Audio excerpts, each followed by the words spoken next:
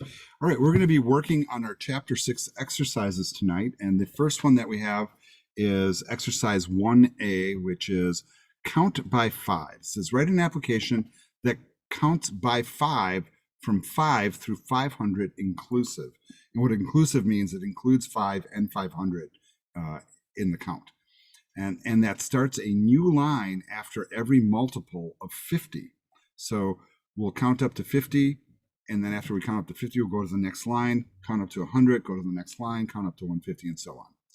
Save the file as count by fives Java. All right, so this is going to go pretty quick. I'm going to create a new project here inside of Eclipse named for Chapter 6, since that's the chapter we're working on.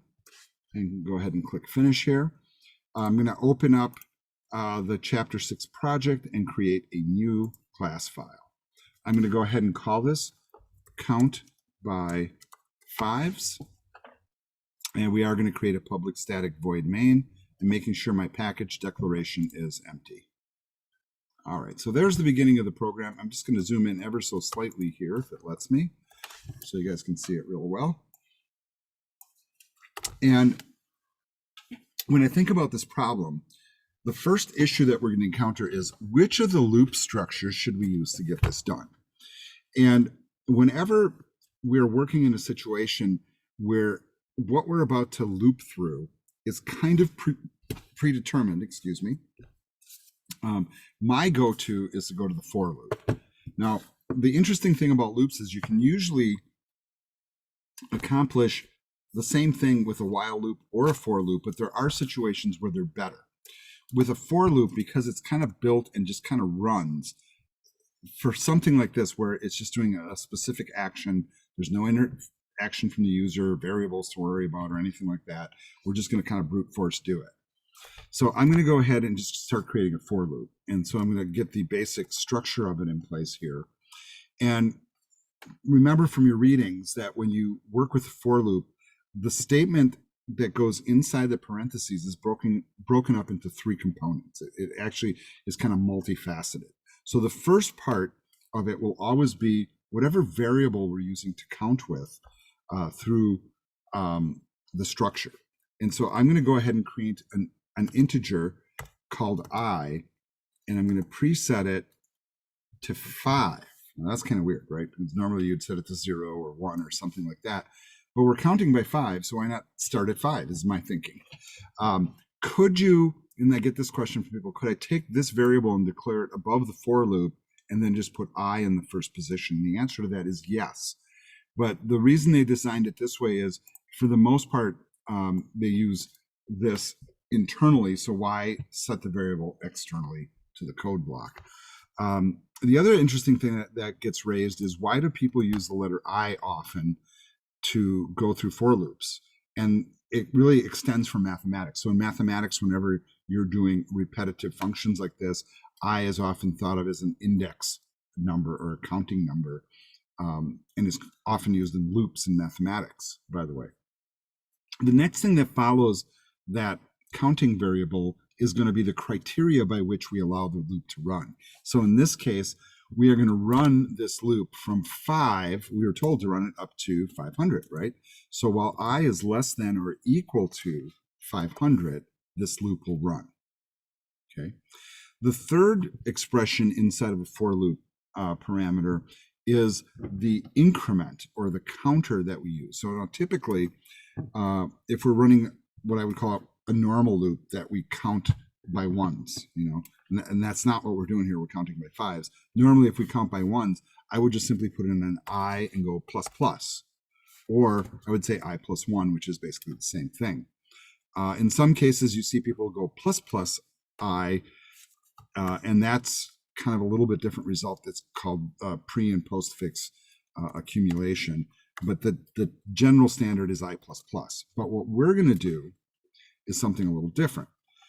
Because we're going by 5s, I would probably say something to the effect of like I plus 5.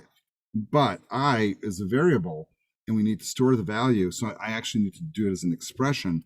So what I'm going to do is I'm going to do plus equals 5. And so for I from 5, up to 500, and every time through the loop, I will increase by 5. So the loop architecture is taking care of a lot of the number changes all on its own. All right, so now that we have our loop declared, now we're going to start doing the work. Now, our job is going to be to output the number, and because we're outputting a number, we want to put the number on the screen, so that's going to be a simple system out print line, but we don't want the numbers to touch because we're going to put a bunch of numbers on the same row. So we're going to do a system out print line where we're going to print I, and we're going to print some spaces together. And I'm not going to do a print line. I'm actually just going to do a print because I want it to stay on the same line while it gets up to that 50, every increment of 50. So we're going to say I plus, I don't know, like 2-3 spaces probably is good. And I'm guessing here, I don't know what it's going to look like, but that's what I'm choosing to do. Just so that if I put 5 on the screen, I don't want to be right next to 10. I want to be able to see that the numbers are separated. Next thing that I'm going to do is now I'm going to think about how is it, as I'm printing this out, that I can get to the next line. In fact, I could actually just run this already, to see if it works. You know what? Let's do that. Will this print out what we're asking? Let's test it. So let's run it.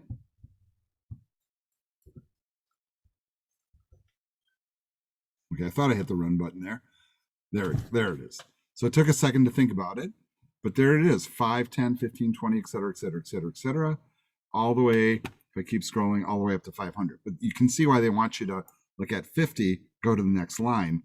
And so now we have to write the code that checks that. So the way that we're going to do that is by putting an if statement inside the loop. So every time I reaches 50, now how am I going to say that? Well, here's another use for modulus, folks. So every time I is divisible by 50, right, we will go to the next line because it's going to be 50, 100, 150, 200, 250, etc. And all of those, if you divide I by 50 or modulus at 50, and the remainder ends up being 0, right, which means it's the exact multiple of 50, then we will do just a simple system.out.print line with nothing in it. That just moves us to the next line. Okay, and that's going to happen every time we hit 50, 100, anything that's a multiple of 50. So let's go ahead and save and run this. Hit the play button here, asking me to save. Of course it will. And here's our output, folks. Not the prettiest thing in the world. And in fact, every once in a while I get people that will go in there and say, well, if it's, if the number is less than a certain amount, add X number of spaces to it, and you can make it look all super perfect and pretty and all that. I'm not too worried about that. If you can make it do this, you're golden. So what does that if I statement do with the percentage and 50? Well, what it does, Jabari, is every time I goes through this loop, it'll check it. It's checking to see if I is cleanly dividable by 50. So what this really says is I mod 50, which means the remainder. So we're looking for the remainder of that calculation. So if I divided 50 into 25, it would not come back with a clean remainder, so it would not be equal to 0. But every time I hit 50, 100, and 150, the modulus operation will be equal to 0 because it'll be an exact multiple of 50. And then at that point, it does a system out print line, which just moves us to the next line. Hopefully that helps. I just made a little note of it. Alrighty, so this is the first part. This is part A. The next exercise is one that's called count by anything. All right, and this is a little bit different because this one is going to be similar, but it's going to have one little wrinkle in it. So let's go back to the book really quick and read what it says. Modify the count by fives application so that the user enters the value to count by. So now you're interfacing with the user. We'll need a scanner and all that. Start each new line after 10 values have been displayed. Save the file as countbyanything.java. So let's go ahead and do that. Let's go ahead and create a new application here. So we'll right click, create a new class, and we're going to call this count by anything. We're going to add our public static void main and go ahead and click finish. Now we have some stuff that we can borrow. So the first thing that I look at is here, this for loop is already set up to count by fives, granted, but we can easily modify this to count by whatever it is that we're going to be dealing with. So why not just copy this code and have it handy? So I'm just going to pull this in and drop it in here near the bottom of my main method. What we also know is that we're going to be asking the user for stuff. So we're going to go ahead and put in the scanner underlined red in Eclipse. I'm going to do a control space to add the library. Saw that happen. And let's just call this input. And we're going to go ahead and just say new scanner system.in and get our semicolon here at the end. All right. Next thing we'll do is we're going to prompt our user to enter a value. And I'm just going to do a system.out.print, by the way. And here I'm going to say, please enter a number to count by. Something like that. And then, of course, if we're prompting them for something and we're expecting something to come back from the keyboard, we better have a variable to put it in. So let's go ahead and declare a variable called num for number. And then what are we putting in there? Whatever comes in from the keyboard that hopefully is an integer.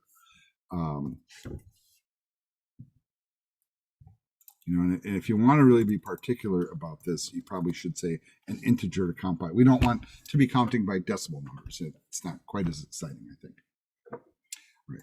Next thing that we're going to do is we're going to think about how this loop now changes as a result, because whatever this is, num, is going to be our way of kind of driving the loop. So here, this statement, instead of us putting a 5 into I, really we're going to put num into 5. So whatever they typed, a 3, a 9, a 12, or whatever.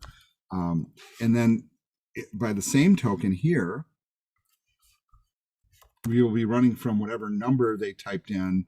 No, that can't be right, right? So now we got to think about this. That's not going to work.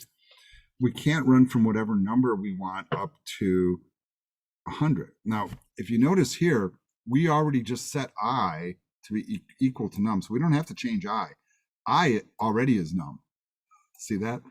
What we need to figure out is what goes on this side of the equation, and this is where it gets a little more challenging, because we're going to count from whatever up to a number that's, I forget how they said it here. Start each new line after 10 values have been displayed, right? And so how far should we take it? Well, here they went from 5 to 500, which is 100 times larger. Why don't we do the same thing here? So why don't we just take whatever num is, or I at this point? Well, no, we don't want to do I, we want to do num, and multiply it by 100. So if I put in 3, it'll go up to 300. If I put in 10, it'll go up to 1,000, etc. All right. Then the question is, how much are we incrementing by each time? Well, what's the value that the user put in? That's the value we're counting by. All right. Does the system out need to change? No. It'll print whatever I is, and that'll be changing. What will be kind of weird, though, is how do we know how many times we've gone through the loop? It doesn't matter. Is this enough to solve the problem? Let me ask that question first. Anybody have any thoughts on that? Not quite. You'd still have to multiply it by the 10, right? Okay, so I have to so I have to do 10 on each line, right? For the divisor. Yeah. Now I could do math here. That's one approach. And so what I'm hearing is kind of what I did here, right? But divide that by 10. So I get 10 values on each row. But here's a different approach. And this is why I left this blank line here. You can also set up a counter, and this is really common in loops. I'm just setting up a separate integer, presetting it to 0, and then every time I go through the loop, I'm going to increment that counter by 1. And this is the technique that I use. Now, some of you may have solved this differently, it sounds like, but I'm going to increment that counter every time through my loop. And then instead of checking for some weird multiple of whatever, I instead am just going to compare to see if my count has reached a count of 10. Every time it hits the 10th number, next line. And then once it does that, inside this if statement, if it hits the if statement, I'm also going to reset the counter back to 0 so it starts to count 10 again. Okay, so that's one approach. The other approach I could use, I could mod by 10 and look for 0. That would be an approach. Is that what you were thinking, Dennis? Yeah, because then it would figure out what whatever the value was times 10. The next one. Yeah, that would be one approach. I'm doing the counter approach because that's kind of like my personal go-to in a situation like this. But you could certainly do it with math, absolutely. In fact, once again, there's many ways to solve this. But believe it or not, this is really kind of the entirety of the program here. If you guys are screenshotting this or whatever at this point. So let's go ahead and run it. And let's pull the console up a little bit. And let's go ahead and count by 3. And is that correct? 1, 2, 3, 4, 5, 6, 7, 8, 9, 10. So 10 values. Looks pretty good. Count it up to 300. Let's run it one more time. Let's count by 9. That looks good too. All right, so folks, this is a working version of exercise 1B, count by anything. All right. Exercise number 2 says, write an application that asks a user to type an even number or the sentinel value 999 to stop. When the user types an even number, display the message, good job, then ask for another input. When the user types an odd number, display an error message and then ask for another input.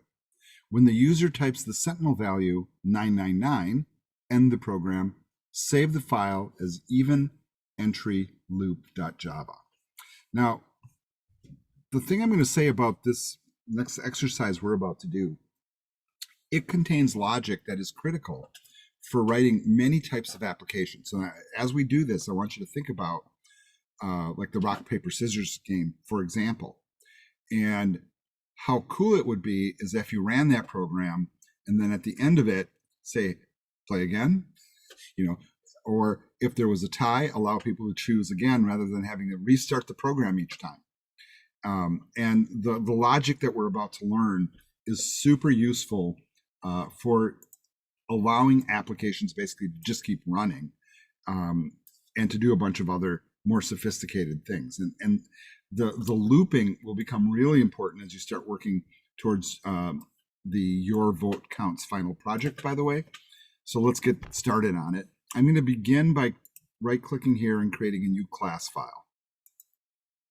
All right, this is going to be called even entry loop. We are going to put in a public static void main and no package declaration. I'm going to get rid of the comment here right away. And I'm going to already realize that I have to prompt the user for entry here, right? That's a big part of this program. So let's go ahead and get the, sorry about that, the scanner in place. Let's let the library underline, control space to add the library. And today we will call this input again, since that's been our pattern so far. And new scanner with a system.in and our semicolon. Oops. I hate when it does that.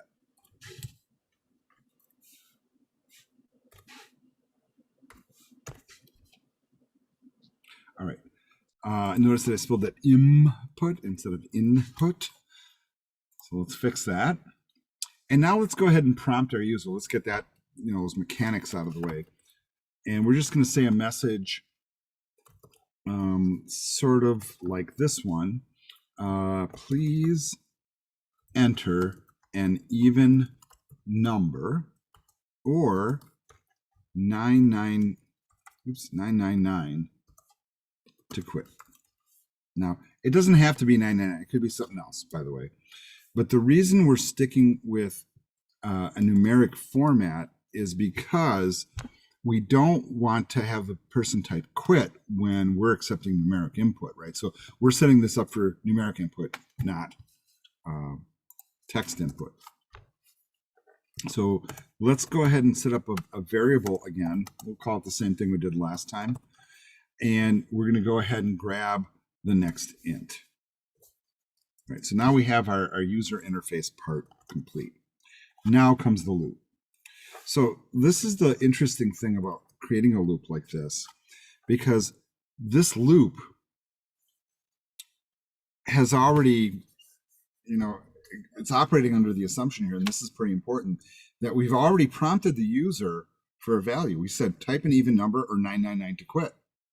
So we're going to keep running the loop to do all the rest of the stuff. So what we're going to do is, if he types the right thing, or they type the right thing, we're going to say good job. If they type an odd number instead of an even one, we're going to say that's not an even number, and then give them the option to do it again. Now, if they happen to just type 999 to quit right off the bat, well, the loop's never going to happen.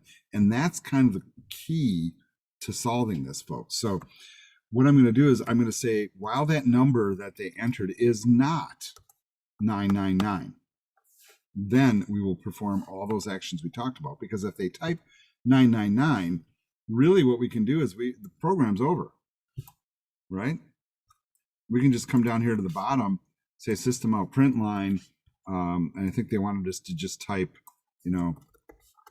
goodbye, right? Something like that. And so if they type 999, it'll skip the loop, type goodbye, program's done. But what if they don't? What if they type in a number that is indeed even?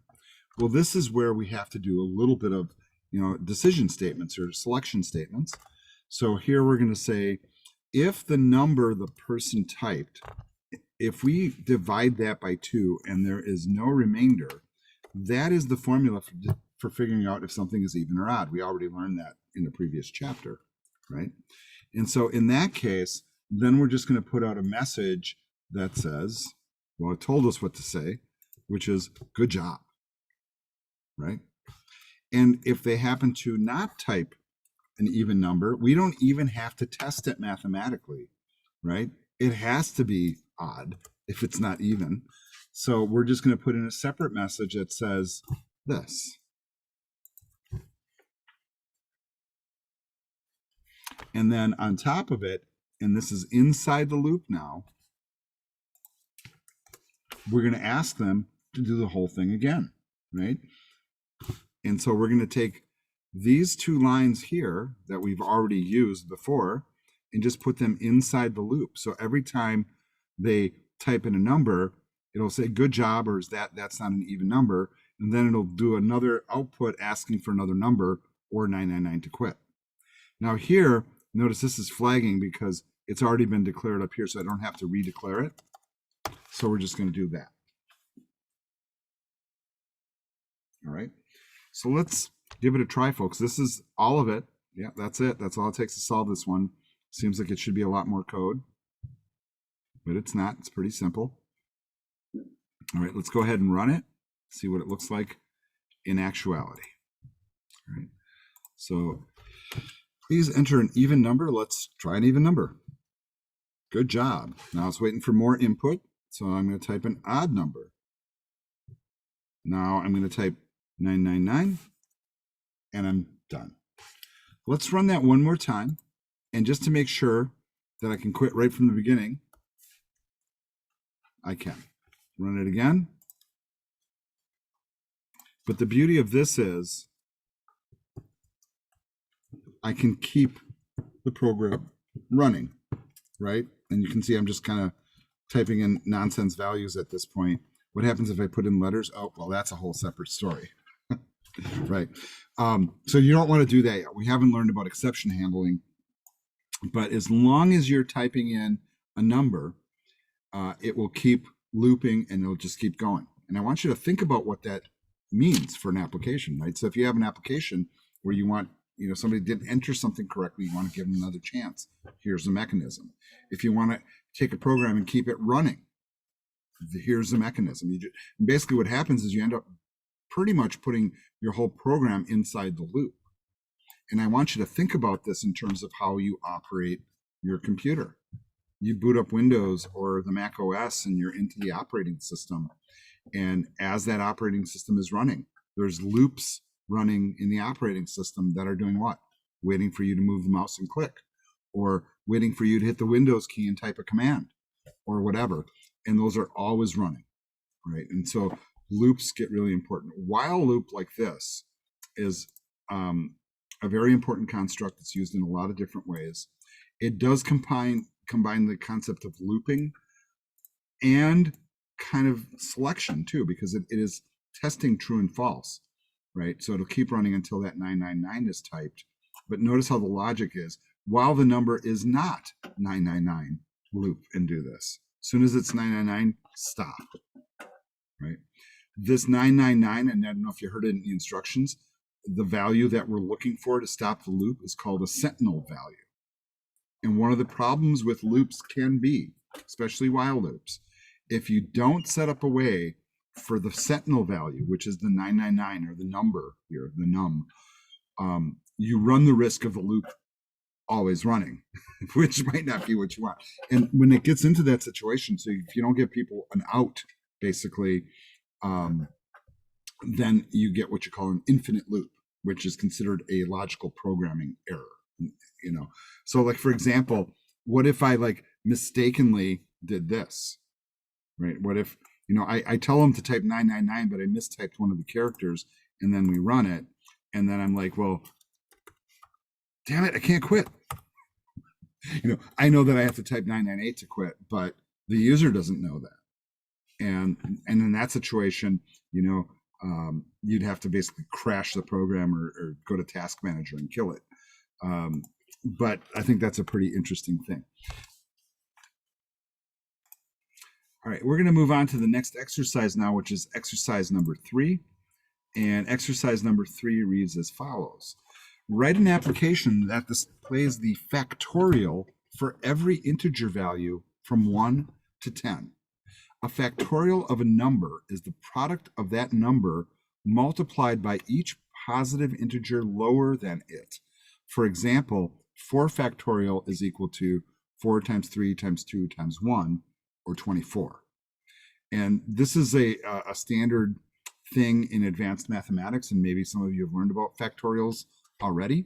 Often a factorial in terms of its expression is usually expressed, I think, as an exclamation point. I think if you read that, and yeah, that's what you do. So a factorial, so any number that you put in this position followed by an exclamation point stands for that number times the number just below it times the one below that, time, until you get to where you're going. Now, what the book asked us to do is to go every integer value from 1 to 10.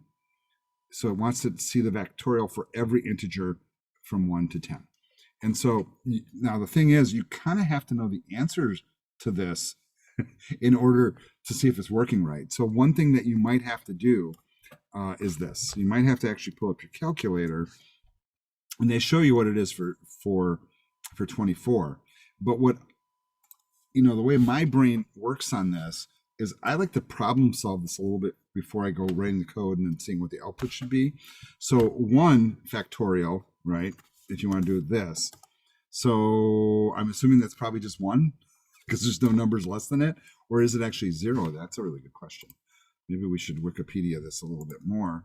So let's actually go to the Wikipedia article about it, because they're going to have the values there. So, okay, so here's a table of the values. So this is perfect. I don't even have to do the math, right? I can just basically screenshot this or just come back to this tab. And so the factorial of 0 is 1. I'm not sure why, but that's what it is. The factorial of 1 is 1, 2 is 2, 3 is 6, 4 is 24, and upwards. And by the time we get to 10, the factorial is 368 or 628,800. All right, so that is where we're going to count up to. Okay, so we have to make sure that the variables that we created or the structures we use can hold a number that big. That's another issue. Standard integer should be able to hold that value. When you start to work with really large values, an integer, for example, would not be able to hold this value. It's too big for it. And then you're looking at other techniques. But we're not worried about that. We're only going up to 10, and this would be the final value we're looking for. All right, so let's go back now to Eclipse and start building this. And I'm going to, once again, create a new class file here. All right. And what is the name of this one? Factorials, is that correct? Somebody help me out here. Yes, factorials.java.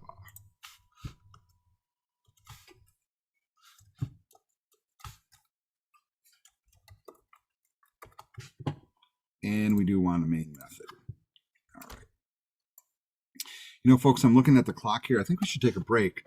It is currently 8:48. Let's take a 5-minute break and come back at 8:53. I'll see you then. All right, so we're going to work on exercise number 6 next, which is, I'm sorry, we're finishing that factorials exercise, so I apologize. Let's get to it. I'm ready to jump to the next one already.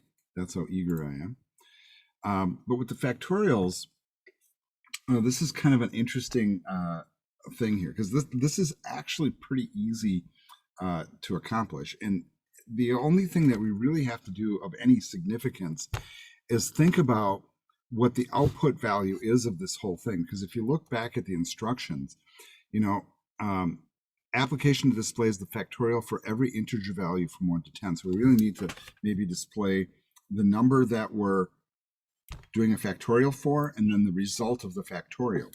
So for me, right off the bat, that screams, well, you know what? We need a variable that's going to hold the result of the calculation, and that's just going to be factorial. All right. The other thing that I'm thinking about here is this seems like a pretty preset kind of loop. So I'm not going to do a while loop here. I'm going to go for the for loop. So I'm going to type in the basic structure of a for loop. And now I'm going to come back and think about what I'm going to put inside here. Well, we know we're going to count. We know we're going to start at 1 because, you know, what it told us to. So let's go ahead and set up a little value here to do that. And I'm presetting it for 1. So I'm setting int I to 1. How long is it going to run? Well, we're going to go from I up to and equal to 10. Some people would write this as a variable, and I mean, you could do that. You could make this, you know, a max or a limit or something like that and declare it up here. That's up to you. I'm just going to hard code it this time. And this one, we're just going to count up by ones. We're going to go 1, 2, 3, 4, 5, 6, 7, 8, 9, 10.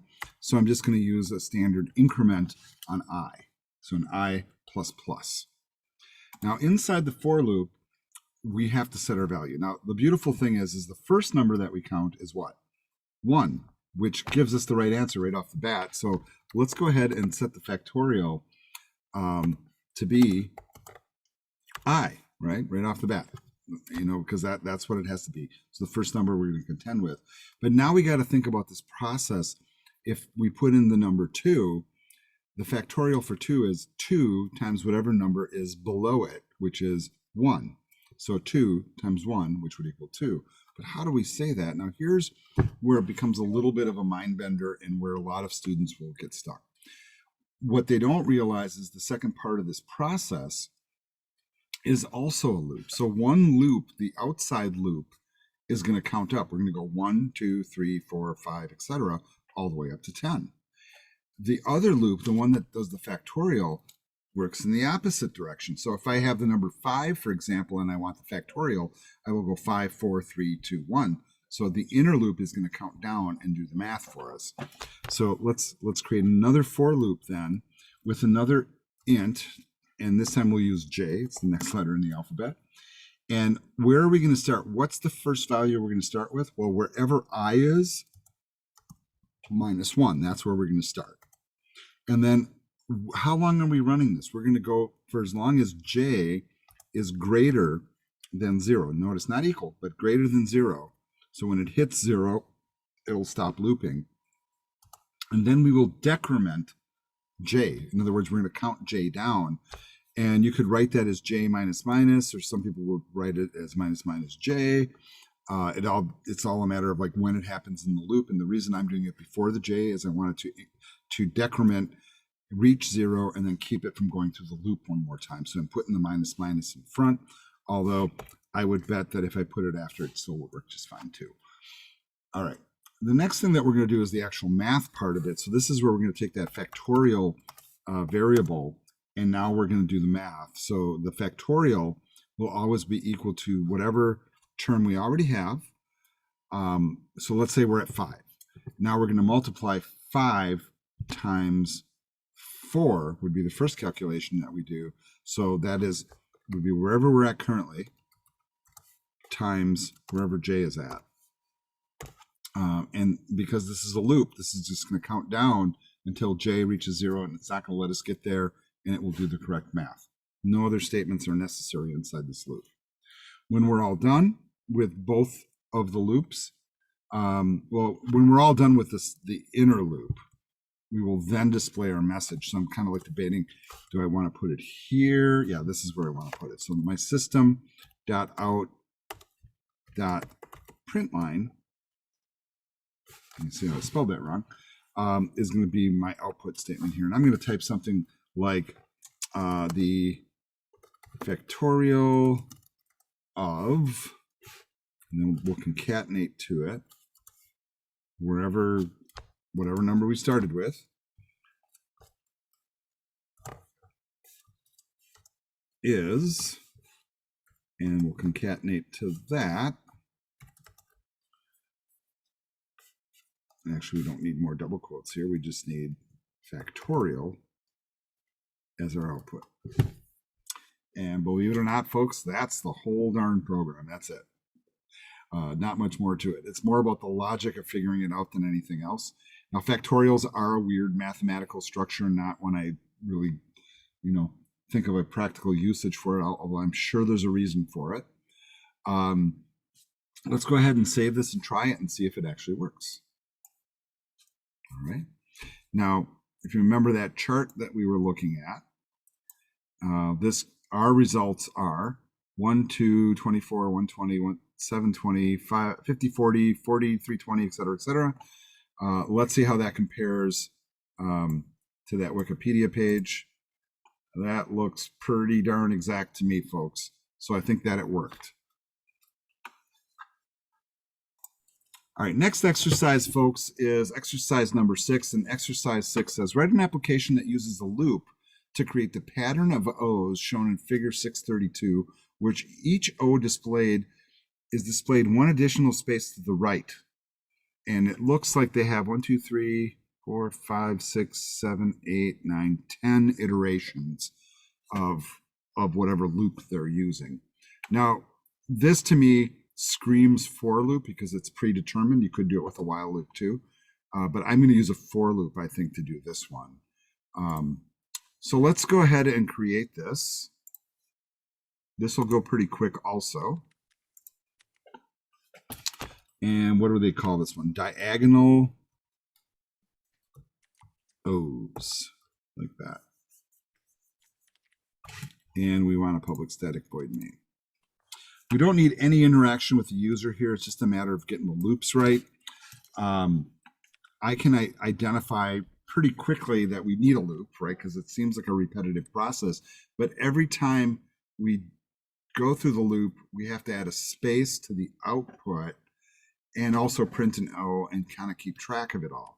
So where my head goes immediately is, you know what? I'm going to create a variable that's going to count the number of spaces we need in each line. And I'm going to start with 0 because I noticed that on the first output, the O is right against the left side of the screen.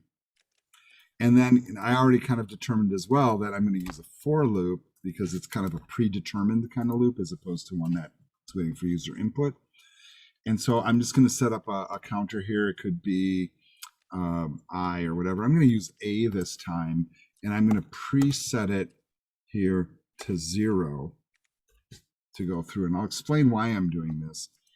I do want to print a total of 10 O's.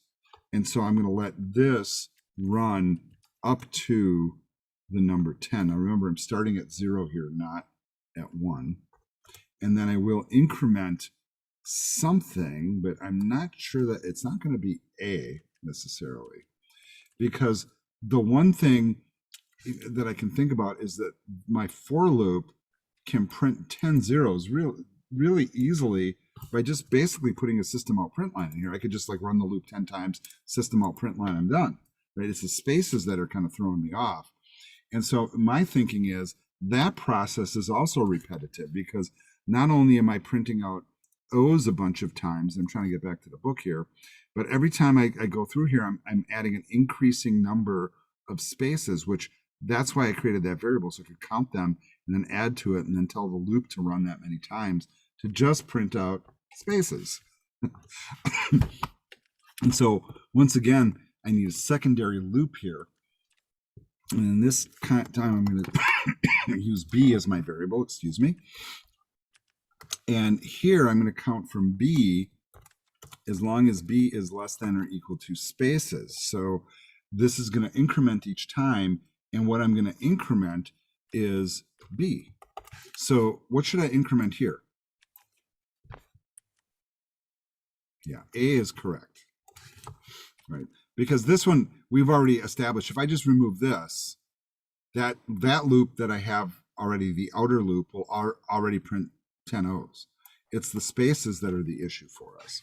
So how do we get that to happen? Well, it's going to be pretty simple. We just, every time it goes through, we will have it print out spaces, but we're not going to do a print line. We're going to do a print. And so the loop will run the first time through. A is 0 and B is 0. It'll get to the inner loop, and because it's 0, it will print how many spaces? How many times will it run through the loop? Well, spaces coming in starts where? It starts at 0. So it's not going to do anything the first time through, which is what we want, right? Then it'll move on. And so the loop won't even execute. That's the whole point. Then we will print out our O, and then we'll loop again. However, spaces is going to need to be incremented in order for this to work right. So down here, I will say spaces plus plus. So this is the increment again. So that just adds 1 to spaces. Spaces is now 1. So when it comes back through the second time, A is now 1 because it incremented 1. And it'll come down here. B starts out at 0 again, but it'll go from B to 1. So now how many spaces is it going to print? 1. See, and every time we go through, spaces will be incremented by 1, and that will get us up to that 10 that we need. And once again, folks, this is all the code. There's not a lot of code in some of these exercises. It's more about the logic of it. But there's the whole thing on screen. Let's go ahead and run it. Pretty exciting stuff, but it's more about the problem solving aspect of it than anything else, and really kind of seeing the mechanics of loops. I will tell you they can be confusing, so don't feel frustrated if you're not seeing it right away. You'll notice if you watch people who are experienced programmers working with loops, they get the mechanics of it, and in many cases, I think what helps people is either a piece of paper to write down every iteration of the loop and what it should do, and to think through it. But this is one of those things where usually students need guidance the first few times through to kind of get the feel for it, and then you start to see the patterns. All right, we've got one more to do, and then we can move on to talking about our final project. So the last exercise is exercise 12. And exercise 12 reads as follows. Assume that the population of Mexico is 128 million and that the population increases by 1.01% annually. Assume the population of the United States is 323 million and that the population is reduced by 0.15% annually.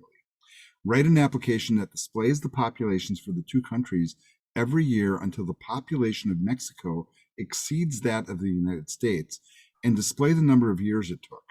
Save the file as population Java. And I think this is a particularly interesting exercise because it's somewhat rooted in reality, right? That's kind of the situation. Mexico has, less than half the population that we do, but their rate of population increase is higher. And the United States has this problem where, our population is basically stagnant or reducing. A lot of that is due to my generation, the baby boomers, because a lot of us, some of us had kids and some of us didn't, and a lot of younger generations don't at all. But what they're really trying to show you here is that in a number of years, Mexico is going to overtake us in population, as are a lot of other third world countries, by the way, where they have really high, reproduction rates, basically. So let's go ahead and build this. This one's going to be called population.java. So I'm going to go ahead and once again create a new class here. New class file, and we'll just call it population. Create a public static void main and click finish. We get rid of the comments there and collapse my console down for a little more screen space here. Now, given the fact that they gave us a couple of values and thinking about how the things work mathematically, I'm doing a lot of thinking in my head. The first thing I notice is that they're giving us these hard-coded values, 128, 323, then we're 1.01%, which is equivalent to 0.0101, if you know what I mean, and 0.15% is 0.0015 as a number. And if we were to do math on these, if I was to say, if I have, for example, if I hit my calculator here and bring it up, and I am at 323 million, and I'm increasing by, well, actually, the United States is decreasing, right? Isn't that what it said? Well, I first have to figure out the 0.0015, what that amount is. So we're losing 0.48 million. So we would make that a negative number wherever my plus minus key is here. And then add that back to the 323. So after the first year, we'd be at 322,515,001 human beings. And that's kind of the math. That's an example of the math. And so we got to convert all this in. But when we're doing this kind of math, the thing that strikes me right away is we're working with decimal numbers and we're multiplying whole numbers. Really, all of them should be set to be doubles for the math to work out properly. And you might not think that as you're doing it, but it does make the numbers more accurate. So the first thing I'd like to start with is just a couple of basic declarations here. So why don't we go ahead and set the Mexico population. We can just say that. I think it was 128 is where it starts. And similarly, the US pop was 323. The other thing is that we have rates of change, and those I think could probably be expressed as constants, also doubles, but I'm going to say Mexico rate, and that was what, 1.01%, which as a decimal number is expressed as this, right? Because you got to move that decimal point over 2 places. And then we'll do the same thing for the US. So we'll say US rate, and that one will be 0.0015.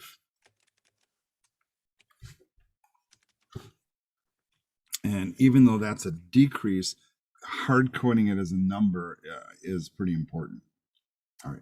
So now let's get to the point where we're thinking about a couple of other things, because we're going to be, whatever we're doing, we're going to put a loop in, and the loop is going to run until what happens. And the answer to that is actually in the problem description.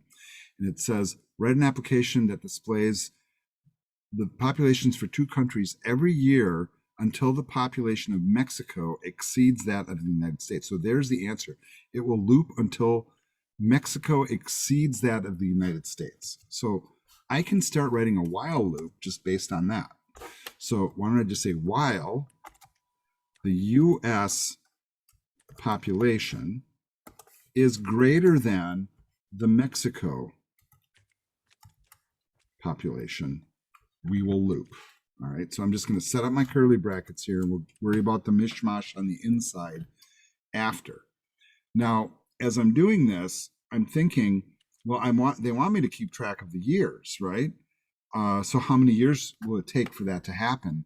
So why don't we set up a variable up here to kind of keep track of that? So let's create an integer for that, because we're going to count that in whole numbers. And we'll start at counting at 0. So the first, you have to go through a year before it will increment. And we might also want to think about output. So the loop, so for example, if I do output, I might have something that says like almost like a table, think about it like that. It might be like a listing where it says Mexico population, US population, and then starts to list the numbers below it. But the header for that table or whatever you want to think of should happen before the loop, because you don't want that to print every time. And so I'm just going to go ahead and do a system.out.println on this. And what I'm going to put inside here, I'm going to be a little bit strategic and just put in, I guess, several spaces, because I'm thinking about, basically the first column might be, well, actually, I could probably put it in here. I could just say number of, I'm going to abbreviate, num of years. I don't know if that's, or maybe the smarter thing is just to say years, then a few spaces here, and then we'll say Mexico population, a few spaces, and we'll work out the details of how this looks in the aftermath. It's kind of hard to determine without running it and getting numbers in there, but this will kind of be like our header. And then I'm going to do another system out print line here, and maybe I'll just do like some dashes or something like that, just to separate it. Something like that. Now we'll run the loop. Okay, so now once we're inside the loop, we got to start thinking about the math, which is not the fun part, but ultimately what we're trying to determine is the Mexico population year after year and the US population year after year. The math on this is really not too hard, believe it or not. So for Mexico, they're increasing at a rate of, well, whatever the rate was that we listed above. So the way that we would determine the rate of increase is to take the current Mexico population, right, and add to it the Mexico population times the Mexico, and this should be all caps, rate. And I know some people will say you want to put parentheses around this. Just remember the order operations would actually take care of that. But if you feel more comfortable with parentheses, put them in. I'm going to omit them because I know the order of operations will work. Conversely, the US equation is really similar, except the US population is decreasing, not increasing. And so we will use a minus sign here instead, and then still multiply by the US rate.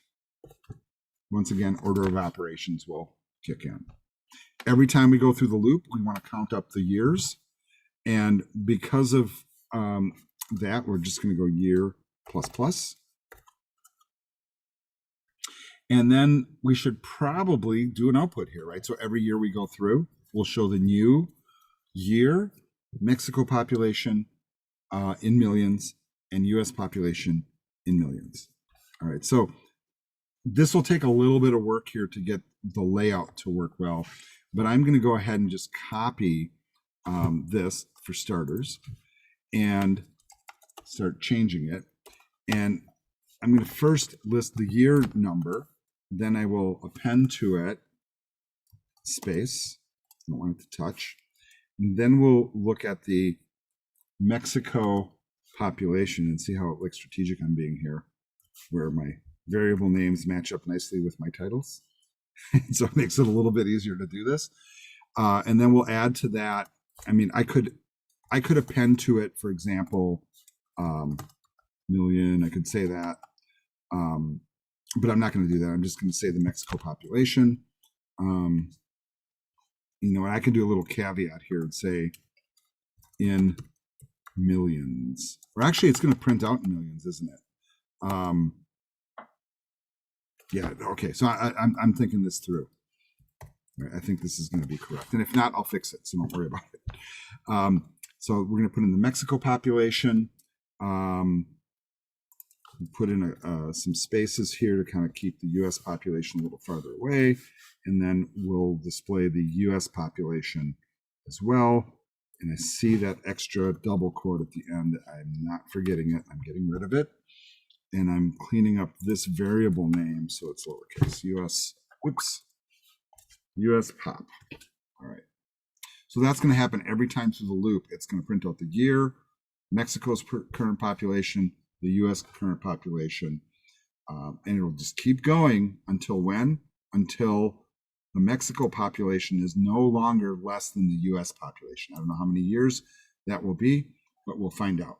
Now, what would also be kind of nice is to have a final sort of like output for all of this. So the first thing I'm going to do is after the loop, when the loop terminates, I will first do this. I will put in the bottom of the table, however wide that needs to be.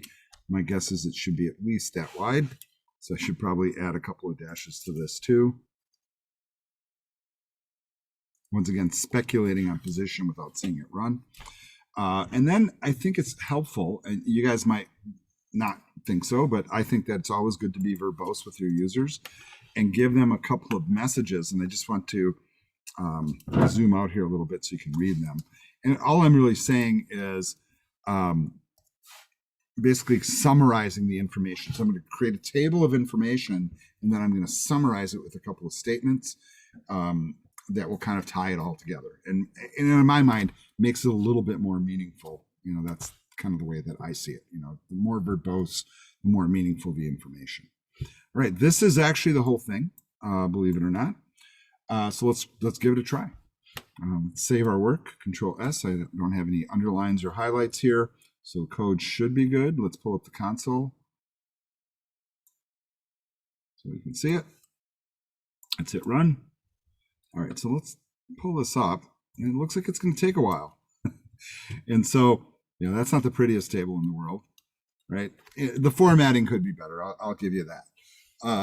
But so the first column, right, years, Mexico population, and then the U.S. population. So if the current rates of population growth or decline are accurate, it looks like it will take about 81 years in order for the Mexico population to exceed the U.S. So if we're assuming it's 2020, right? So by the year 2100, Mexico will have, you know, basically the same population as the U.S., provided the rates of growth or decline are the same.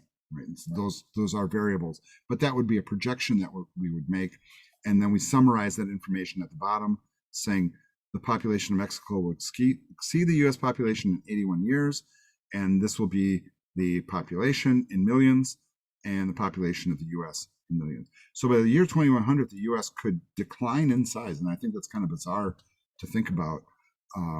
And I, in some ways, I wonder if that's good for the country. I'll be real frank, you know, because I think it, you know, we have a lot of big, wide open spaces, and there certainly seem to be plenty of jobs. But then again, the robots will rise and kill us all anyhow. So who knows? All right, any questions on this one, folks? All right, folks, that was all the exercises for chapter 6, and this video ends here.